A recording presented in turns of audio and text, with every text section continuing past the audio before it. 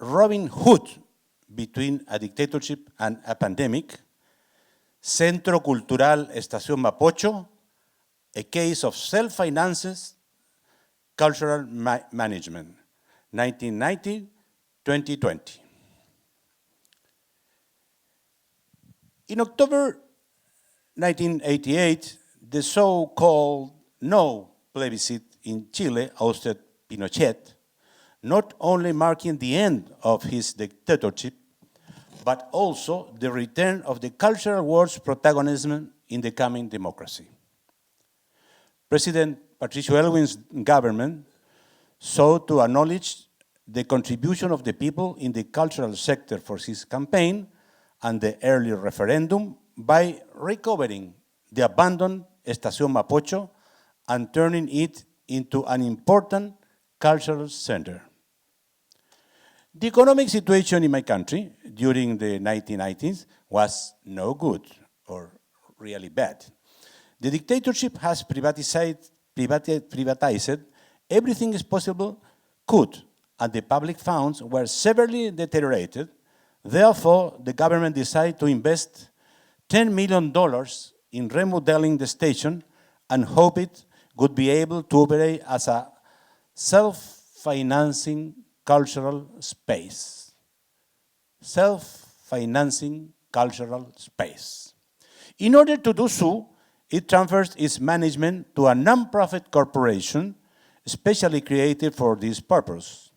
It counted with the participation of the national government through the Ministry of Education, the municipality of Santiago, and permanent cultural entities of the Republic, such as Universidad de Chile, Fundación Pablo Neruda, Teatro Municipal, the Chilean Opera, among others.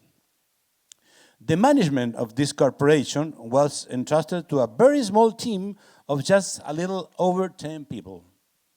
The mission would consist in safeguarding the maintenance of the remodeling building and disseminating culture with no public funding.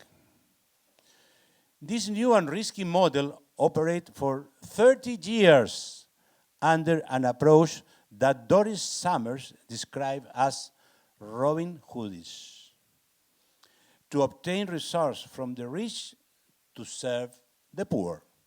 That is, renting out the monumental space for commercial events, fairs, congress, seminars, at a good price and reinvesting that income in artistic and cultural activities, music and book fairs, theater, film festival, artistic residence, concert, and art exhibitions. We received, for instance, international meetings like Letter from Spain, 1993, Expo Cumbre during Second America Summer, 1998, the Gala Dinner of Apex Leaders, 2004, Culture on the Air, Native People Radio Experience in America with Dr. Class, 2005. The fourth meeting of Cultural Center from Latin American and Europe Network, 2005. And the sixth IFACAS World Summit on Arts and Culture, 2014. Some shows you can hear about. Monster of Rock, 1994. Israel Philharmonic Orchestra, conducted by Zubin Mehta, 1997. David Copperfield, 1997 and 1999.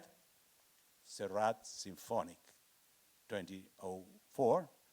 Los Náufragos de la Loca Esperanza, du Théâtre du Soleil, directed by Arindian Nushkin, 2011. And some conference, like Stephen Hawking, 1997, and the Nobel Prize Nadine Gordimer, 1998. And we received one award, the Premio Reina Sofía on Heritage and Cultural Diffusion, 2009. The activities all the activities you can see in our web, www, etc., etc., etc., memoria-anual/. In average, the number of annual visitors to the Cultural Center during this period was around 1 million people annual. The profile of the visitor is young, less than 30 years, women, resident in middle-class municipalities with 4 years university education, came to the center in public transportation, metro, subway, buses, walking, or by bike. They take the information mainly from the advertising in the facade, personal recommendations, and social networks. The long-term success of the model, as presented at numerous seminars and international conferences, was due, among other factors, to its stable policy, the ongoing audience research, the sobriety of his expenditure, robustness of communication, and skillful programming, often combining artistic and commercial activities, which culturally enriched visitors of trade fairs and interest their producers. Sustainability was upheld until the end of 2019, when the social outbreak severely damaged many cultural spaces in Chile, the arson of some of them, and scaring of the organizer and producer who had to lease the station. The crisis worsened with the global pandemic. Therefore, on March 17, 2020, the Cultural Center was forced to shut down their doors, the meaning that there were no more activities or incomes to be had. The Board of Directors took steps with the Ministry of Culture and the President of the Republic to receive, for the first time in our history, a state subsidy to at least maintain the building. The answer was no.